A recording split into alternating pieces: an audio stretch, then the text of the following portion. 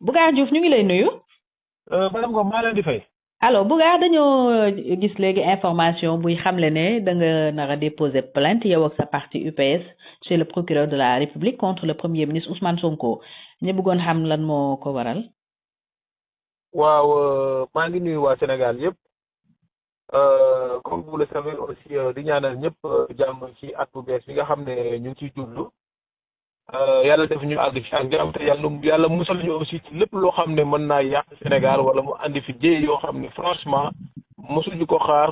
fekkuñu ko fi te yàlla def aussi ni nga xam ne noonu la ñu jëlee état du Sénégal en 2024 ci loxo Macky Sall buñ koy delloo mu rafet muy xam fii ak 50 ans lay doon fii ak xaw ma kañ lay doon mais en tout cas yàlla ñu yàlla dimbale ba nga xam ne niñ ko jotee ci Macky Sall ñu delloo ko noonu wala nu mu gënee rafet. alors li nga xam ne nag moom moo xew wax naa leen ko wax naa leen ne un déplacement du président de la République bu fekkee premier ministre mu ngi ci biir dëkk bi demalul président fenn moom moo nekk le premier acteur bi nga xam ne moom moo war a xaar président dëkk bu muy dem rawatina mu nekk foo xam ne premier ministre foofu la juddoo. premier ministre ci boppam dafa war a jiitu foofu ak gouvernement bi yëpp ñu daal di taxaw def conseil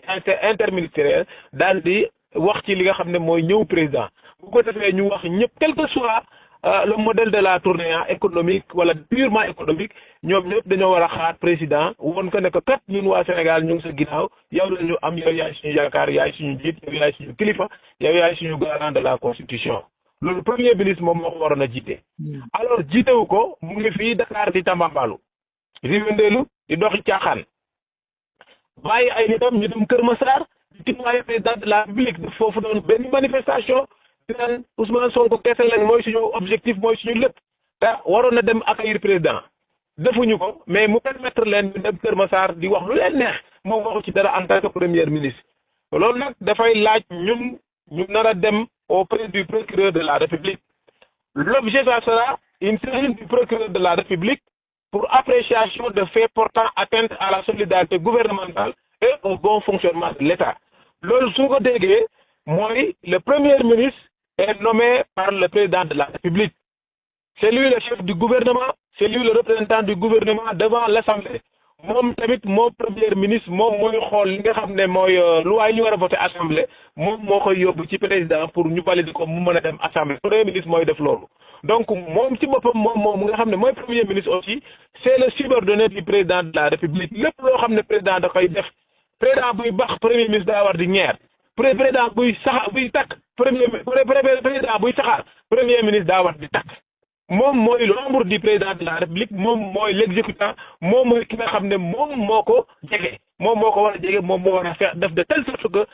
président dafa war a réussir politique am au niveau national. premier ministre boobu nag bu fekkente ne moom ci solidarité gouvernementale boobu noonu yoonam nekku ci lijjantewul président fa mu dem ak fa mu demul quitte à ce que président kenn du ko teeru ay nit dañ di ko filmer naan xool leen cortège du président ñaari mat na junni oto waaye kenn topp ko. dugg na fii génn na fii loolu nga xam ne mu ngi nekk une humiliation boo xam ne c'est la dañu jàpp ne Diomaye lañ koy def en tant que membre du PASTEF alors que ñu ngi koy def la plus haute institution du pays muy le président de la République son excellence Bassirou Diomaye Diakhar Faye loolu nag dafa nekk loo xam ne c'est une indignation à la limite képp koo xam ne sénégalais nga war nga ruus tey nga gis sa président dëkk mu tey Youssou Ndour tey bu demoon Ziguinchor nan lay mel temps saa mu tàggu tey Wally Seck bu demoon Ziguinchor temps saa mu tàggu Sidi Diop bu demoon Ziguinchor saa mu tàggu day fees del mi nga gis sax bu demoon Ziguinchor day fees waxatuma nag un chef d'État nga xam ne c'est le garant de la constitution mu dem Ziguinchor mu mel ni kenn nekkul Ziguinchor maanaam kenn du fa dund comme s'il y avait pas de citoyen à Ziguinchor xam nga mën nañoo fooyee mën nañ fooyee politique caaxaane politique def lu nekk ci politique loolu c'est normal mais quant à la notion d'État waa Pastef dañ cee amul dara tey bind naa ci la notion d'État face au populisme de ce parti Pastef en l'occurrence le chef du parti ki nga xam ne moom mooy Ousmane Sonko populisme bi ñuy def nii dañuy nekk di ñàkkal fayda réewu Sénégal loolu nag bu soobee yàlla dinañ ko yebee fi mbaxade doon ne benn mooy auprès du procureur de la République bu soobee yàlla bu suba incha allah wa rabi bu fekkente ne dara daluñu dinañ déposer ci table président de la République benn saisine contre le premier ministre Ousmane Sonko. Saisine boobu, je vous le rappelle, c'est un manque total de solidarité gouvernementale et au bon fonctionnement de l'État, y compris une atteinte ci boppam à l'appréciation de comment dire li nga xam ne moom mooy déplacement au président ci zone boo xam ne foofu lañ dëkk. tey yàlla def jour biñ koy def tey gis ngeen kenn ci ñoom ki démb taxawoon démb di naan Ousmane Sonko ku ko wax dara ñu dal sa kaw kooku tey yàlla def yaayam nekk fi. maintenant qu'est-ce qui va se passer yaayam génn na àdduna yàlla na ko yàlla yërëm parce que yàllaa ko jëlee fii. waaye tey président mooy Waly Diouf Bodiang. mooy Waly Diouf Bodiang maa ngi jaar di ko ci jaalewaale. mais man nag bu ko xamal ne aussi Sénégal gis nga loolu mu def noonu waru ko woon def parce que tey Sénégal gis nga li xew. mooy tey yaayam génn na àdduna président bu jógee dëkkam Casamance bu ñibbisee fa mu dem foofu jaale. léegi nan la ñuy apprécier loolu président def nan lañ koy apprécier. ba nga xam ne yàlla def leen di jàngal à tout moment yoo xam ne ñoom dañ koy def muy erreur gis nga yàlla bu tegee nit sa kanam da ngay xam ne kii yàlla moom moo ko teg sama kanam nga may ko cër parce que yàlla moom moo ko teg sa kanam nga daal di koy wormaal di ko yëkkati di ko ñaanal lu ne nga defal ko parce que yàlla moo ko teg sa kanam maintenant bu fekkee yàlla dafa teg nit sa kanam nga doxale nu la neex yàlla daf lay fekk si yéen yi après nag bu ñu ko jógee tey di la gërëm wala mu ñëw tey di la jaale nga xam ne kii nii faale wu ma ko woon bi muy dem Casamance loolu nan lay durool bu soobee yàlla de suba incha allah waa bi procureur dina jot benn kii plainte ci table am contre ki nga xam ne mooy premier ministre Ousmane Sonko et au nom de l'union des panafricanistes sénégalais bugguma kenn tudd ci coalition wala dugg na fii génn na fii c'est l'union des panafricanistes sénégalais qui dépose cette saisine-là auprès du procureur de la République nay leer aussi. sa parti moo plainte leer na. l'union des panafricanistes sénégalais UPS. bi nga xam ne man maa ko jiite incha allah rabbi suba sur la table du procureur bu soobee yàlla dinañ fa déposer une plainte contre le premier ministre Ousmane Sonko li nga xam ne moom lañ koy toppee nag mooy saisine mooy li nga xam ne mooy procureur ci boppam dañoo soxla mu defal ñu appréciation de faits portant atteinte à la solidarité gouvernementale et au bon fonctionnement de l'État te loolu noonu nga xam ne humiliation lay doon humiliation boobu noonu bu ëllëgee ñu utiliser ko bitim réew contre suñu président teg ko France 24 teg ko CNN teg ko BBC teg ko NBC teg ko ci ay chaînes yu ngandi ko Al Jazeera naan président Sénégal baa ngi nii di dox kenn topp ko te mu wóor yàlla ne na kii ni ñu koy waxatee woykat yi gën a ndaw fii Sénégal sax woykat yi gën a tuuti fii boo jëloon tey ku mel ni Mia Guissé kese nga ne waa Ziguinchor Mia Guissé mu ngi ñëw foofu noonu boo demee Ziguinchor dañ lay jàpp doo mën a jàll Mia Guissé laa la wax rek da waxuma la nag président de la nga xam ne c'est le garant de la constitution par qui toutes les lois existent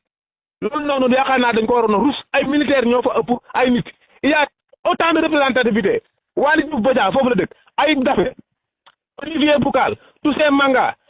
Moustapha Bamba Guirassy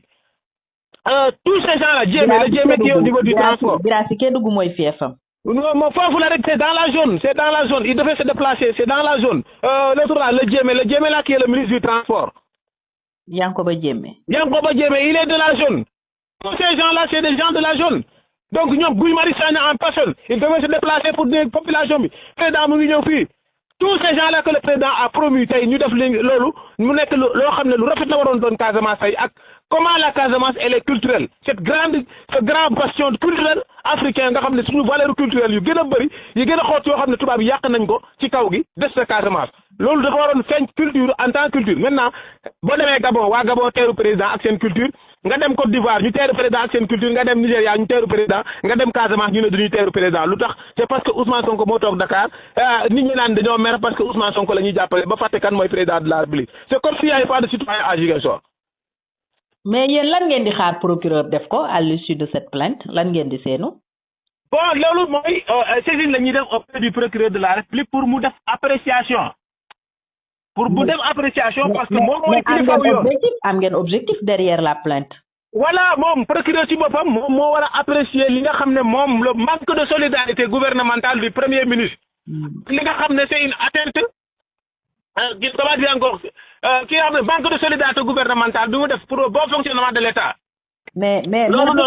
Bougar tam est-ce que loolu procureur moo ko war a àtte est-ce que yéen jaawale wu leen fi ngeen war a non ñun li ñuy def non li ñuy def le procureur de la République moom mooy le patron de la justice moom la ñuy waxal moom procureur moom mu defal ñu benn appréciation de faits portant atteinte à la solidarité gouvernementale et au bon fonctionnement de l'État tey président bu fekkente ne mayuñu ko cër xoolal tey président li ma lay wax nii xam nga pareegu ma. Pape Alé Niang nee na Aïda Mbodj moom lay jox le bébé de l'année. xam nga loolu lan la. moom lay marrainer. moom lay marrainer xam nga loolu lan la. imaginez le président de la république xam nga dafa bind benn lettre Aïda Mbodj le 10 septembre. ne ko defaral ma coalition bi. joxal ma ko Mimi Touré Aïda Mbodj bañ ko def. le président de la république donc il a saisi Aïda Mbodj bañ na defuma ko. Aïda Mbodj dafa bañ ne du ko def wanewu ko fenn ñu toog ba Ousmane Sonko dem meeting le 8 novembre taxaw foofu wax li nekk ci lettre bi ba pare daa mer génne beneen lettre jox ko Mimi Touré léegi Mimi Touré moom mooy publier lettre am ba pare daal di wax ne nañu génn ci coalition boobu def coalition bi man du ma wax ci ñaari coalition mais le fait que le président de la république saisi par décret ki nga xam ne moom mooy Aïda Mbodj mu bindi ko nekk defal ma lii Aïda Mbodj bañ ko def kooku noonu Pape Alé Niang jël ab bébé de l'année di ko marrainer loolu c'est pas un manque de respect. C'est un manque de respect président de la République war a contacter nit bañ a def li mu def li président wax nit ki bañ ko def pire nit kooku defu ko ba pare ñu koy def marraine ci RTS Pape Alé Niang devait être limogé aujourd'hui et loolu ñu def marraine boobu ñu annulé ko parce qu'il y a des Sénégalais yoo xam ne président bu leen xooloon rek ñu daw wala ñu sukkal président gis nga Ziguinchor am na ay nit ñoo xam ne ils ont fait l'armée wala c'est des anciens cadres de l'État bis Diomaye di dugg kër Ousmane Sonko ay mag lañ c'est des gens âgés de 90 ans dañoo dindi seen mbaxane dañoo gis Diomaye dindi seen mbaxane président ci boppam moo jël ay seen mbaxane di ko solaat nit ñooñu nga yaakaar nit ñooñu président bu leen bindoon est ce que duñu dox tànk neen ba jóge Ziguinchor ñëw Dakar. kon pour yow def Aïda Mbodj marraine loolu defante ak président la. non mais defante ak président ñàkk loo xoolal loolu saaga la sax nee naa la loolu saaga la gisoo ki am 90 ans gis président su bi mbaxaneem kii Aïda Mbodj am 74 ans ci li ma yaakaar ñu envoyé benn lettre defar ma lii mu bañ. ba pare nga gis Pape Alé Niang ne kooku lay marrainer normalement dañu waroon limoger Pape Alé Niang limoger Aïda Mbodj loolu moom moo nekkoon yoon ba pare nag woo leen ci yoon laaj leen lu tax président bind la ab lettre yow nga bañ a wax contenu bi war bañ ko jëfee Pape Alé Niang ne ko koo xam ne président da ko bind defal ma li mu bañ a def loolu ba pare yow nga koy tuddee ay marraine RTS ñu wàccee ko yóbbu ko ci yoon man loolu laa xam ne loolu laa nangu. alors Bougar da ngeen jàpp ne lii xew Ousmane Sonko bu ci yoon jëlee dogal bi mu ci war a jël mën na cee am jafe-jafe loolu ngeen jàpp. non li ci dañu ne procureur apprécier ñu xam nga mënuñu ko ne procureur yow la ñu yaakaar ci wàllu yoonu Sénégal wala yaay procureur de la République dañoo soxla appréciation bu procureur bi mën ci def ñun seconde demande c'est le limogeage de Ousmane Sonko en premier ou bien. bu ñu fekkee mënuñu limoger Ousmane Sonko ñun en tant que parti on réclame la démission de Ousmane Sonko parce que cet échec du déplacement du président en Casamance c'est en partie kii ni ñu ko waxatee sax comment dire encore l'inhumanisme du premier ministre Ousmane Sonko. problème administratif la gën a ndurool que problème judiciaire mais est-ce que tam nekkul xëy na moom ak président dañ ci déggoo ak yu mel noonu Bougar est-ce que xam ngeen loolu amul déggoo l'état amul déggoo état c'est un état on applique les lois telles qu'elles sont le président de la République c'est l'institution suprême suy déplacé wu fenn dañu xam ne kii c'est l'institution suprême nee naa la Youssou Ndour du institution Mia Guissé du institution Viviane du institution Titi du institution ainsi de suite mais ñooñu def lay wóor na même boo ndaxte loo rek boo ko déplacé woon Ziguinchor ñu ne ndaxte loo mu ngi ñëw Ziguinchor day fees del loolu gàcce lay doon donc président dem ba foofu noonu kenn topp ko. loolu foofu lay waxee yow loolu moo la métti accueil bi président amul. non accueil bi président amul képp ku mu méttiwul doo Sénégalais de. waa Sénégal yëpp la war a gën a métti nee naa leen ndaxte loo bu demoon Ziguinchor day fees del donc bu fekkee président bi nga xam ne moo ñu jiite garant de la constitution nga xam ne bu doon dox tey Serigne Touba di dox ñu war a tase fenn Serigne Touba la ñuy arrêté bu doon Mame Malick la ñuy arrêté bàyyi président mu jàll kilifa bu toll noonu wala ku toll noonu ak ñooñu nga xam ne ay nitu diine lañ moom ci boppam moo am priorité ñooñu ba pare ñuy seetaan. loolu du bañ ci ñu bopp. d'accord kon Bougar ñu ngi xaar ba xam seen plainte bi ngeen di yóbbu ëllëg lan la ci procureur di wax puisque moom. waaw incha allah war a bi bu soobee yàlla dinañ ko déposer suba à 8h bu soobee yàlla. au plus tard dinañ ko déposer suba incha allah à 8h te ñu ngi ciy xaar wax dëgg fa yàlla loo xam ne ki nga xam ne mooy ndeyu kii bi yoonu réew mi mu dimbali ci mi nga xam ne moom mooy le procureur de la République parce que moom mooy suñu yaakaar ci loolu. parce que yoon rek la ñu mën a yaakaar aussi ci ab dëkk même bu gaa yi nekkee di def loo xam ne lu leen neex la jël ab nit ku tudd Ousmane Sonko teg ko ci kaw constitution bi bu Sonko ne waaw ñu ne waaw Sonko ne déedéet ñu ne déedéet Sonko ne lii daa ñuul ñu ne kuk la ñuul mu ne weex ñu ne daa weex tàll lu Sonko wax loolu la gaa yi wax bu leen sonkolee bu sonkolee procureur bii du procureur bu baax ñu dal ci kaw procureur boobu bu leen nekk juge yi baaxul gars yi dal ci kaw juge boobu lu Sonko wax ne baaxul rek gars yi ñoom ñoo ko siy jiitu ba pare ñun ñu dugg a toog di leen xool te am constitution am état loolu du mën a nekk ci Sénégal bii loolu que ça soit clair. mais sur ce plan tam Bougar est-ce que Ndeye Mbile gi tam du président de la République parce que moo fal on fait notre devoir de citoyen le président de la République man du ma wax ci président lu dul lu baax ku baax la ku yaru la ku yiw la ku màgg la yàllaa ko teg foofu jeex na. En tant que citoyen, man dama am un rôle. En tant que aussi chef de parti qui participe à la vie politique, qui peut demander aussi le suffrage des Sénégalais. Mais man dinaa wax parce que ëllëg lay bañ. tey bëgg naa Diomaye ni ko Macky Sall joxe Sénégal. bu Diomaye doon joxe Sénégal tey ñaan nan naa ko yàlla ba 2035 muy joxe Sénégal moo xam man la koy jox wala Sonko la koy jox wala kan la koy jox je ne sais pas mën naa am sax yow lay doon parce que yàlla moom mooy dogal. mais bëgg naa mu joxe Sénégal boo xam ne mooy gën a kawe ci lépp ci Sénégal bi ko Macky Sall joxoon parce que noonu la ñu fekkee Sénégal. mais yow xam nga ne on peut pas être plus royaliste que le roi su fekkoon président li premier ministre di def déranger na ko comme yéen ni mu leen di déranger yaakaaroon ne dàqoon na ko bu yàgg. ñun on est citoyen on ne fait que demander au président de la République. par respect dañ ko newoon na limoger Ousmane Sonko yàgg na. lu mu leen tontu def na ak tey boo xoolee bu def na coow loolu def na ak tey na limoger Ousmane Sonko bu ko deful du ñu am dara au niveau international. lan la leen tontu dañ ko waxoon atangi nii mu ngi am ba léegi nag président duñ ko forcer dañ koy ñaan. mais lu mu leen tontu bu ñu mayee baax na lu mu def noonu la. même procureur dañ koy saisir pour mu apprécier waxuñ ko procureur da ngay apprécier parce que dañ koy saisir pour mu apprécier te la muy apprécier nag ñun dañ ci gis en tant que ay citoyen en tant que parti politique